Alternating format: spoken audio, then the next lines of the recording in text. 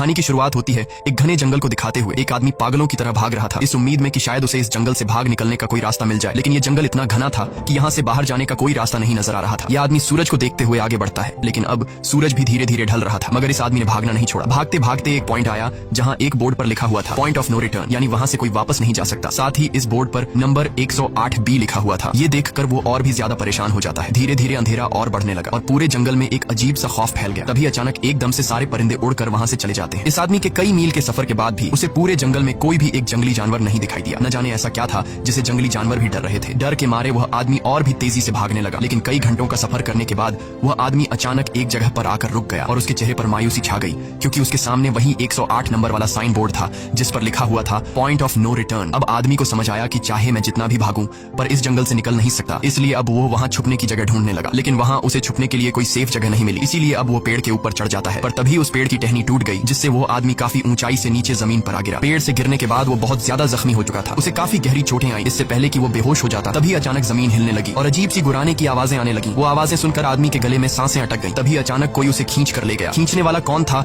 ये नहीं दिखाया गया, लेकिन हमें उस आदमी की दर्द भरी चीखें सुनाई दी गई। इस इंसिडेंट के 6 दिन बाद हमें शहर में मीना नाम की एक लड़की को दिखाया जाता है जो एक बर्ड शॉप में काम करती है। तभी उसका बॉस आता है और मीना को एक गोल्डन पैरट को शहर से दूर एक जू में डिलीवर करने का ऑर्डर देता है। मीना बॉस की बात को मानते हुए अब उस पैरट को डिलीवर करने जाती है। मीना गाड़ी में बैठकर अपने मोबाइल में उस जू का लोकेशन सेट कर लेती है और अपने सफर पर निकल पड़ती है। शहर से बाहर निकलने के बाद वो एक बोर्ड पर बहुत सारे लोगों के मिसिंग फोटोज देखती है, यानी वहाँ पर कई सारे लोग गायब हो चुके थे, लेकिन मीना उन पर ज्यादा ध्यान नहीं देती और आगे बढ़ने लगती है। आगे बढ़ते दौरान मीना शॉर्टकट लेते हुए जंगल के रास्ते से गुजरती है ताकि वो जल्दी से इस पैरट को जू तक डिलीवर कर दे, और वो पहुंच गई जंगल के बीचों बीच। ये वही जगह है जहाँ हम पहले एक आदमी को गायब होते देख चुके हैं। वहाँ आकर मीना बुरी तरह से फंस चुकी थी। वो अपने मोबाइल पर मैप देखती है, लेकिन वहाँ मोबाइल के सिग्नल नहीं आ रहे थे और उसके कार का रेडियो भी काम नहीं कर रहा था। मीना अब वहाँ से वापस निकलने लगी, लेकिन अब उसे वहाँ से बाहर निकलने का रास्ता समझ नहीं आ रहा था। थोड़ी देर बाद मीना की गाड़ी भी खराब हो गई। मीना गाड़ी से बाहर निकलती है और उसे सामने लगा हुआ वही पॉइंट ऑफ नो रिटर्न वाला बोर्ड दिखाई देता है। मीना को कुछ समझ नहीं आता, इसीलिए वो पैरट के पिंजरे को हाथ में लेकर आसपास मदद ढूंढने आगे चली जाती है, लेकिन वहाँ आसपास किसी भी मदद का नामो निशान तक नहीं था। उसके बाद वो वापस उस जगह पर लौट आती है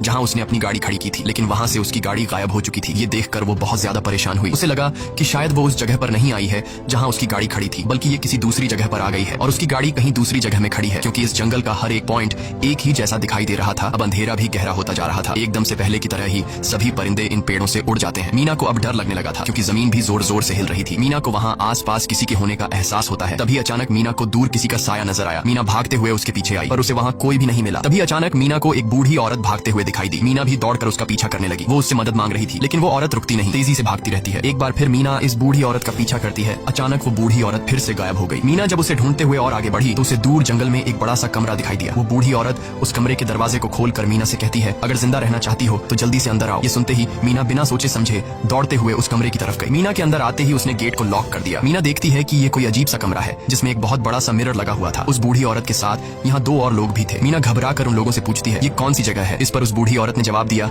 कि इस जगह को हम दी कोब कहते हैं। मेरा नाम है मैडलन, ये लड़की है कियारा और इस लड़के का नाम है डेनियल। बूढ़ी औरत मीना से कहती है कि अभी बातचीत का वक्त नहीं है, तुम जल्दी से हमारे साथ मिरर के सामने खड़ी हो जाओ, क्योंकि कोई हमें देखने आने वाला है। मीना पूछती है, आखिर हमें कौन देखने आ रहा है? तो वो बूढ़ी औरत उससे कोई जवाब नहीं देती। एकदम बाहर से अजीब सी आवाजें आने लगी। मीना डर के मारे पूछती है कि ये आवाज किस चीज की है? तो कियारा मीना को बताती है कि इन्हें हम वॉचर्स कहते हैं। वे शीशे के दूसरे ओर से हमें देख रहे हैं, पर हम उन्हें नहीं देख सकते। वे हर रात सूरज ढलने के बाद यहाँ आते हैं और हमें देखते रहते हैं जब तक सुबह का सूरज नहीं निकल आता। तभी शीशे के दूसरी तरफ से शोर आने लगा। मीना पूछती है, ये शोर कैसा है? उस बूढ़ी औरत ने बताया कि वॉचर्स तुम्हारे आने से खुश हैं, तुम्हें यहाँ देखकर तालियां बजा रहे हैं। मीना बुरी तरह से कंफ्यूज थी। वो जल्द से जल्द यहाँ से निकलना चाहती थी। मैडलन जिन्हें वॉचर्स कह रही थी, न तो अब तक मीना ने उन्हें देखा और न ही किसी और ने देखा था। रात गुजर जाती है। सुबह होने पर ये लोग उस जगह से बाहर निकल आते हैं। मैडलन बताती है कि वे वॉचर्स सिर्फ रात में ही बाहर निकलते हैं, दिन के वक्त हम लोग जंगल में आजाद घूम सकते हैं। मीना रात भर यही सोच रही थी कि कब सुबह होगी और जल्दी से मैं इस जंगल से बाहर निकल जाऊं, इसीलिए वह फौरन जंगल से बाहर निकलने का रास्ता ढूंढने लग जाती है। तब मैडलन बाकी सबको उसे रोकने से मना कर देती है, जैसे कि वह जानती हो कि मीना इस जंगल से बाहर नहीं निकल सकती और वह जरूर वापस आएगी। बस मीना को जाते हुए मैडलन बताती है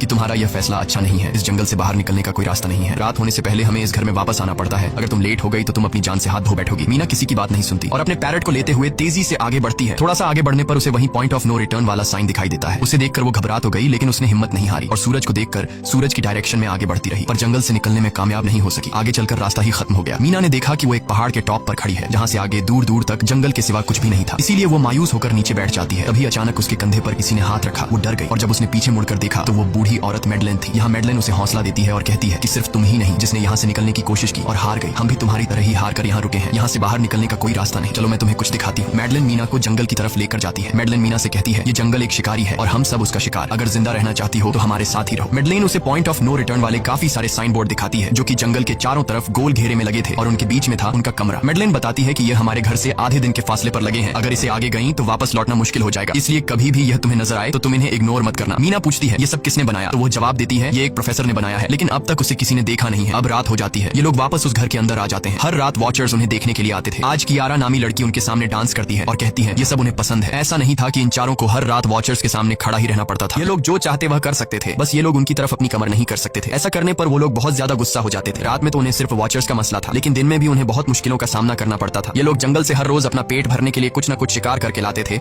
जिससे उनका गुजारा हो जाता। अगले दिन कियारा और मीना दोनों जंगल में शिकार करने जाती हैं। मीना कियारा से पूछती है कि आखिर ये वॉचर्स चाहते क्या? कियारा बताती है मुझे भी कुछ खास नहीं पता, लेकिन मैडलाइन कहती है कि ये वॉचर्स हमें देखते हैं, हमें ऑब्जर्व करते हैं, लेकिन अगर हमने वॉचर्स को देखा तो हम पागल हो जाएंगे क्योंकि वॉचर्स बहुत ही खूंखार दिखते हैं। कियारा अब उसे एक गड्ढा दिखाती है और कहती है ऐसे बहुत से गड्ढे इस जंगल में मौजूद हैं। दिन के वक्त सारे के सारे वॉचर्स उन गड्ढों में रहते हैं और रात में वो यहाँ से बाहर निकल आते। दिन के वक्त ये लोग इसलिए बाहर नहीं आ सकते क्योंकि सूरज की रोशनी उनकी स्किन जलाती है। कियारा मीना को बताती है कि वो 5 महीने पहले अपने पति के साथ इस जंगल में आई थी और तब से वो दोनों यहाँ फंसे हुए थे, पर आज से 6 दिन पहले मेरा पति जंगल में रास्ता ढूंढने निकला है। मुझे उम्मीद है कि वो जरूर वापस आएगा और हम सबको यहाँ से सेफली ले जाएगा। यहाँ हमें मालूम होता है कि असल में कियारा का हस्बैंड वही आदमी था जिसे हमने मूवी के स्टार्ट में देखा था, जिसे कोई यहाँ से खींच कर ले गया और अब वो मारा जा चुका है। इस तरह से बातें करते हुए ये दोनों कमरे के पास वापस लौट आए। यहाँ मैडलिन ने मीना को 3 रूल समझाती है जिंदा रहने के लिए। सबसे पहला ये कि वो रात के वक्त घर का दरवाजा नहीं खोलेगी, दूसरा रात में वो आईने की तरफ अपनी कमर नहीं करेगी, और तीसरा ये कि दिन के वक्त वो उन गड्ढों के पास नहीं जाएगी और जितना हो सके रोशनी में रहेगी। जब तक तुम इन रूल्स को फॉलो करोगी तब तक तुम जिंदा रहोगी। लेकिन मीना को मैडलाइन की बातों पर बिल्कुल भी भरोसा नहीं होता। अब उस रात मीना इन वॉचर्स के बारे में जानना चाहती थी, इसीलिए वो शीशे के साथ कान लगाकर आवाजें सुनने की कोशिश करती है। जब उसे कुछ सुनाई नहीं देता तो मीना को मैडलाइन की बताई गई वॉचर्स की बातें फेक लगने लगती हैं, इसलिए वह रूल्स को तोड़ते हुए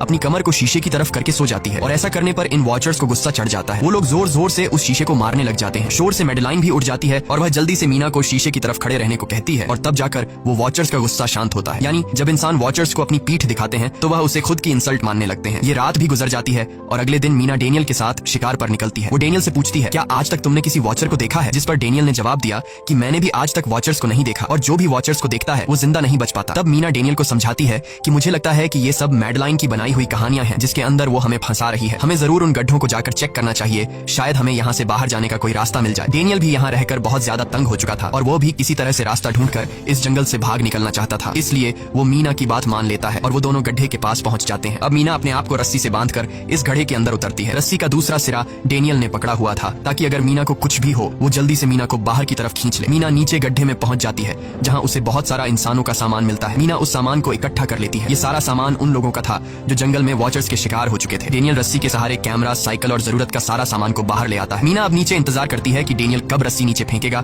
और मैं ऊपर चली जाऊंगी। और इससे पहले कि मीना उस गड्ढे से बाहर निकल पाती उसे गड्ढे के अंदर किसी के आने की हलचल सुनाई देती है। मीना जल्दी से डेनियल को रस्सी नीचे फेंकने की आवाज देने लगती है, लेकिन तभी मीना को पकड़ने के लिए एक वॉचर का हाथ बढ़ने लगता है। पर मीना धूप में खड़ी थी, इसलिए जब उस वॉचर के हाथ पर सूरज की रोशनी पड़ी तो उसका हाथ जलने लगा। इतने में डेनियल ने नीचे मीना के पास रस्सी फेंकी और मीना फौरन जल्दी से बाहर निकल आई। मीना पूरी तरह से डर गई थी। ये लोग उस सारे सामान को लेकर अपनी सेफ हाउस में आ गए जहां मैडलिन ने उससे पूछा ये सामान तुम्हें कहां से मिला? ये लोग झूठ बोल देते हैं कि ये सामान उन्हें इस जंगल से मिला। मैडलिन को इस जंगल में रहते हुए बहुत अरसा गुजर चुका था। वो जानती थी कि ये सामान उसे जंगल से नहीं बल्कि एक गड्ढे से मिला होगा। वो मीना से पूछती है बताओ तुमने गड्ढे के अंदर क्या देखा? लेकिन मीना उसे कुछ नहीं बताती। ये लोग बहुत खुश थे कि आज रात ये लोग वॉचर्स को देख पाएंगे क्योंकि मीना को गड्ढे के अंदर एक कैमरा मिला था। डेनियल किसी तरह जुगाड़ करके उस कैमरा को टीवी के साथ अटैच कर लेता है ताकि ये लोग भी टीवी पर वॉचर्स को देख पाए। मैडलिन बार बार उन्हें समझाती है कि ये तुम लोग गलत कर रहे हो, लेकिन ये दोनों उसकी एक बात भी नहीं सुनते। आज रात ये लोग वॉचर्स के इंतजार में बैठे थे ताकि उन्हें वो देख पाए, लेकिन काफी रात होने के बावजूद भी आज कोई वॉचर उन्हें देखने नहीं आया और अब कुछ देर बाद उनके साथ कुछ अजीब सा होने वाला था। ये लोग बातचीत में मसरूफ थे कि तभी उनका दरवाजा खटखटाया जाता है, यानी दरवाजे पर किसी ने दस्तक दी। उन्होंने जल्दी से टीवी की तरफ देखा तो वहां उन्हें इंसानी टांगे दिखाई दे रही थी। बाहर जो कोई भी था वो कियारा के हस्बैंड की आवाज में बात कर रहा था और वो जल्दी से दरवाजा खोलने को कह रहा था। कियारा को लगा कि जरूर उसका हस्बैंड यहाँ से बाहर निकलने का रास्ता ढूंढ आया है। वो जल्दी से उठकर दरवाजा खोलने के लिए जाती है, लेकिन मैडलिन बीच में आकर दरवाजा खोलने नहीं देती। वो कहती है कि मैं जानती हूँ बाहर तुम्हारा हस्बैंड नहीं है, क्योंकि मैडलिन जानती थी कि रात के इस अंधेरे में कोई भी इंसान इस कमरे तक नहीं पहुंच सकता। लेकिन कियारा को मैडलिन की बातों पर यकीन नहीं होता और वो दरवाजा खोलने की कोशिश करती है, जिसके बाद मैडलिन कियारा से कहती है कि वो तुम्हें फंसा रहा है, तुम उसका इम्तिहान ले लो, तुम उसे कोई ऐसी बात पूछो जिसके बारे में सिर्फ तुम या तुम्हारा हस्बैंड जानता हो। कियारा बाहर खड़े हुए इंसान से एक किताब के बारे में सवाल करती है जिसके बारे में उसे पता होना चाहिए था, लेकिन जब बाहर खड़ा हुआ इंसान कोई जवाब नहीं देता तो ये समझ जाते हैं कि ये वॉचर ही है। ये लोग जब दरवाजा नहीं खोलते तो वॉचर उनके बाहर लगाए हुए कैमरा को तोड़ देता है और यहाँ हमें एक बात पता चलती है कि वॉचर्स इंसान के रूप में भी खुद को बदल सकते हैं। वॉचर्स उनकी इस हरकत पर बहुत ज्यादा गुस्सा हो गए थे। वे बहुत तेजी से शीशे को मारने लगे जिससे शीशे में एक बड़ा क्रैक भी आ जाता है। लेकिन यहाँ मेडलिन समझदारी दिखाते हुए सबको लाइन से शीशे की तरफ खड़ा कर देती है, जिससे वॉचर्स का गुस्सा थोड़ा बहुत ठंडा हो जाता है और वे वहाँ से चले जाते हैं। अब यहाँ मीना मेडलिन को बताती है कि हमने गड्ढे में से ये सारा सामान चुराया था। ये सुनकर मेडलिन बहुत ज्यादा गुस्सा हो जाती है कि तुम लोगों ने दूसरा रूल भी तोड़ दिया। अगली सुबह मेडलिन उस गड्ढे से लाया हुआ सारा सामान उठाकर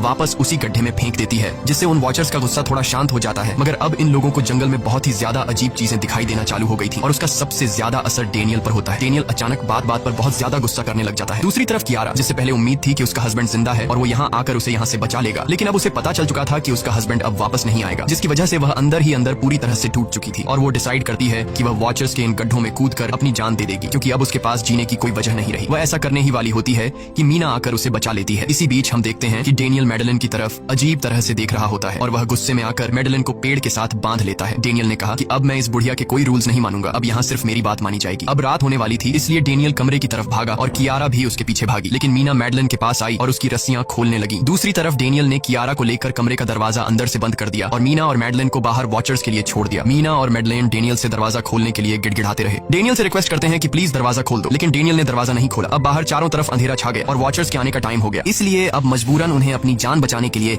एक घने पेड़ के नीचे रहकर छिपना पड़ा। थोड़ी देर बाद उन्हें वॉचर्स की गुराने की आवाजें आने लगी। इस टाइम मीना और मेडलिन के साथ हमें भी उन वॉचर्स की एक झलक दिखाई जाती है। ये लोग लंबे पतले और खतरनाक थे। सब अपने अपने गड्ढों से निकलकर इंसानों को देखने के लिए उस सेफ रूम तक पहुंचते हैं और जब ये लोग देखते हैं कि मीना और मेडलिन वहाँ नहीं है तो वो उनको खाने के लिए जंगल में ढूंढने लग जाते हैं। और जब ये वॉचर्स दूर जाते हैं तो मौके का फायदा उठाते हुए ये दोनों फिर से सेफ रूम तक आ जाते हैं और डेनियल से रो कर दरवाजा खोलने को कहते हैं। इस बार डेनियल के दिल में रहम जाग जाता है और वो उनके लिए दरवाजा खोल लेता है। अब अंदर जाने के बाद पहले तो मेडलिन डेनियल पर गुस्सा करती है और फिर इन सबको शीशे के सामने खड़ा करके वॉचर्स के बारे में कुछ बातें बताती है। मेडलिन ने कहा कि अब तक हम बहुत से रूल्स तोड़ चुके हैं, इसलिए मुझे नहीं लगता कि इस बार वॉचर्स हमें माफ करेंगे। मैं तुम लोगों को वॉचर्स के बारे में कुछ सच्चाई बताना चाहती हूँ। दरअसल मैं जब यहाँ पहली बार आई थी तो मैंने कुछ ऐसा देखा जिससे मेरे होश उड़ गए। मैंने अपना ही एक डुप्लीकेट देखा। असल में वो एक वॉचर था जो मेरा रूप लेने की कोशिश कर रहा था, हालांकि उसकी आंखें और बाल बिल्कुल परफेक्ट नहीं थे। मीना ने पूछा कि आखिर ये वॉचर्स हैं क्या चीज, जिस पर मेडलिन ने जवाब दिया कि ये सारे क्रीचर्स फेरीज हैं जो किसी जमाने में इंसानों के साथ मिलकर रहते थे। फेरीज पंखों वाले एक जादुई जीव थे, लेकिन वक्त गुजरने के साथ इंसानों को फेरीज की शक्तियों से डर लगने लगा, इसीलिए इंसानों ने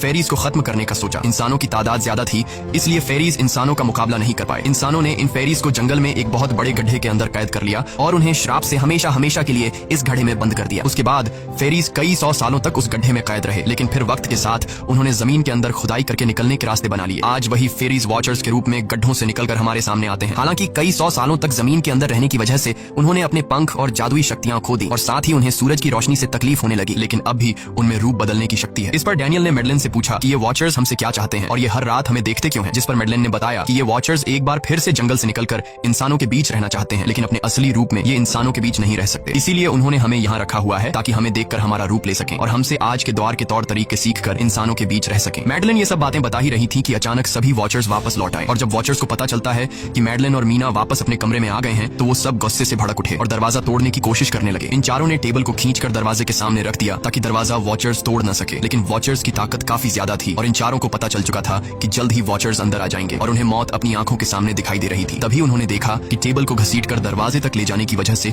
कारपेट पलट गई है। जब उन्होंने कारपेट हटाया तो उन्हें नीचे एक बड़ा लोहे का गेट नजर आया। उन्होंने जल्दी से गेट खोला तो उन्हें पता लगा कि नीचे एक बहुत बड़ा बंकर है। ये लोग जल्दी से उस बंकर के अंदर घुस गए और ऊपर से लोहे का गेट बंद कर दिया। ये लोग इस बात को लेकर परेशान थे कि ये बंकर यहाँ पर मौजूद था और इन लोगों को पता भी नहीं चला। इस बंकर के नीचे बहुत फैसिलिटीज थी, हजारों दिन का खाना, एक कंप्यूटर और भी बहुत सारा जरूरत का सामान रखा था। मीना जानना चाहती थी कि आखिर ये जगह किसने बनाई, इसीलिए वो उस कंप्यूटर को ऑन कर लेती है। उस कंप्यूटर में बहुत सारा डेटा सेफ था, जिसे खोलने पर उन्हें पता चलता है कि ये सारी जगह प्रोफेसर मार्टिन ने बनाई थी। असल में प्रोफेसर को इन क्रीचर्स के बारे में पता था, वो इन वॉचर्स पर रिसर्च करना चाहता था, इसीलिए उसने ये बंकर बनाया था। पैसों का लालच देकर वो दूसरे इंसानों को काम के लिए यहाँ लेकर आता था और रात के वक्त मजदूरों को ऊपर कमरे में छोड़कर खुद यहाँ आकर छुप जाता था और वो वॉचर्स फिर उन इंसानों को खा जाया करते थे। अगली वीडियो में डॉक्टर मार्टिन बताते हैं कि उनकी रिसर्च के दौरान उन्हें एक सबसे अलग फेरी मिली जो रोशनी में भी उन गड्ढों से बाहर आ सकती थी। डॉक्टर बताता है कि उस वॉचर ने एक बच्ची का बिल्कुल परफेक्ट रूप ले लिया था जिसे कोई पहचान नहीं सकता था। वो बहुत अच्छी थी, उसने डॉक्टर मार्टिन को मारा नहीं। डॉक्टर मार्टिन उसे यहाँ ले आया। तभी प्रोफेसर ने कैमरा को दूसरी तरफ मोड़ा। तब उन्होंने देखा कि प्रोफेसर ने उस छोटी सी बच्ची के रूप में आए वो क्रीचर को पिंजरे में कैद कर लिया है। पता नहीं डॉक्टर उसके साथ कौन सा एक्सपेरिमेंट करने वाला था। उस कंप्यूटर में बहुत सी वीडियोस थी और हर वीडियो में कुछ न कुछ बताया हुआ था। मीना बस ये जानना चाहती थी कि आखिर में क्या हुआ, इसीलिए वो सबसे आखिरी वीडियो प्ले करती है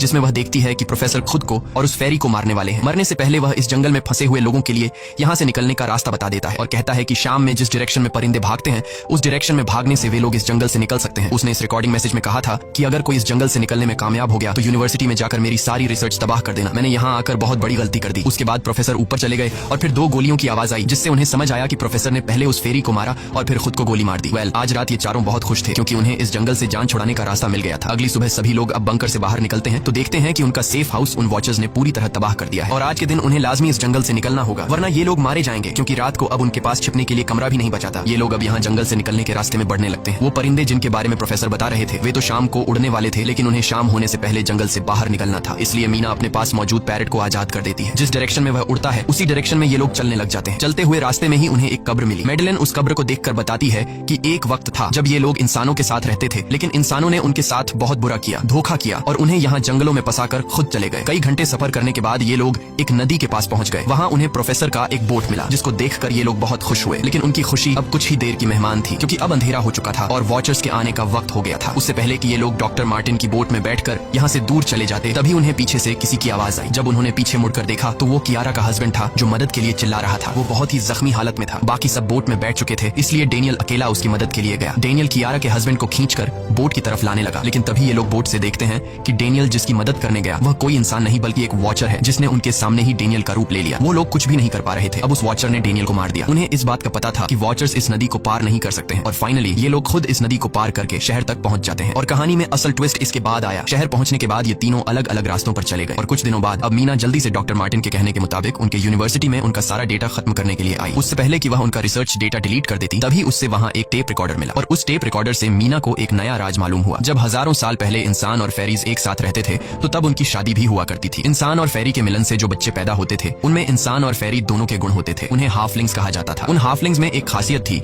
कि वे रूप बदलने में इतने माहिर होते थे कि वे किसी मरे हुए इंसान का रूप भी बदल सकते थे। प्रोफेसर का मानना था कि जब इंसानों ने फेरीज को जंगल के अंदर गढ़ों में कैद कर लिया था तब हाफलिंग इंसानों के बीच अपना रूप बदलकर चुपके से रहने लगे और वो आज भी किसी न किसी रूप में इंसानों के बीच मौजूद है। मीना जब प्रोफेसर के ऑफिस में आई और वहाँ पर जांचबीन करने लगी तो वहाँ उसके हाथ कुछ ऐसी तस्वीरें लगी जिसने उसके होश उड़ा दिए। उसने देखा कि तस्वीर में जो प्रोफेसर के साथ लेडी खड़ी है वो कोई और नहीं बल्कि मैडेलिन है और असल में मैडेलिन प्रोफेसर की वाइफ है। वो कंफ्यूज हो जाती है कि मैडेलिन ने उसे ये बातें क्यों नहीं बताई। इस भारी कंफ्यूजन को शेयर करने के लिए वो कियारा के पास आती है और उसे बताती है कि जिस मैडेलिन से हम जंगल में मिले थे वो असल में प्रोफेसर मार्टिन की वाइफ है, लेकिन उसने हमें ये सच्चाई इसलिए नहीं बताई क्योंकि वो खुद एक इंसान नहीं बल्कि एक रूप बदलने वाली फेरी थी। मैंने जब रिसर्च किया तो मुझे पता चला कि काफी साल पहले प्रोफेसर की वाइफ मैडेलिन कैंसर की वजह से मर गई थी। ये सुनकर कियारा कहती है कि फिर वो मैडेलिन कौन थी जो इतने समय से हमारे साथ थी। इस पर मीना कहती है मुझे सब समझ आ रहा है। दरअसल प्रोफेसर अपनी वाइफ के मरने से बहुत दुखी थे और उसे हर हाल में वापस पाना चाहते थे और जब प्रोफेसर को इन रूप बदलने वाली फेरीज के बारे में पता चला तो प्रोफेसर ने उस रूप बदलने वाली फेरी को पिंजरे में कैद किया जो एक बच्ची का परफेक्ट रूप लेकर उनके पास आई थी। प्रोफेसर ने अपनी वाइफ की फोटो दिखाते हुए उस फेरी को अपनी वाइफ मैडेलिन जैसा बना दिया क्योंकि वो फेरी बाकी फेरीज से अलग थी। वो दिन में भी बाहर आ सकती थी। मीना ने कहा कि मैंने मैडेलिन को यहाँ बुला लिया है, हमें किसी तरह से करके उसे वापस जंगल भेजना होगा। तभी एक कार वहाँ आकर रुकी। जब उस कार से जो इंसान उतरा उसे देखकर मीना के गले में सांस अटक गई। वो कियारा थी, यानी कि अब तक जो मीना के साथ थी वो मैडेलिन थी। उसने कियारा का रूप ले रखा था। कियारा जैसे ही घर के अंदर आई तभी मैडेलिन ने कियारा के हस्बैंड के रूप में बदलकर उसे बेहोश कर दिया। मीना ने मैडेलिन से कहा आखिर तुम चाहती क्या हो, जिस पर मैडेलिन गुस्से में आकर कहा मैं फेरीज की सबसे अलग मखलूक हूँ। मेरे सभी साथी बचपन से मुझे चिढ़ाते थे, वो मुझे अपने साथ नहीं रहने देते क्योंकि मैं सबसे अलग थी। मैं उस जंगल में अकेली पड़ चुकी थी और मैं उस जंगल से निकलकर बाहर लोगों के साथ मिलकर रहना चाहती थी। फिर एक दिन प्रोफेसर उस जंगल में आया,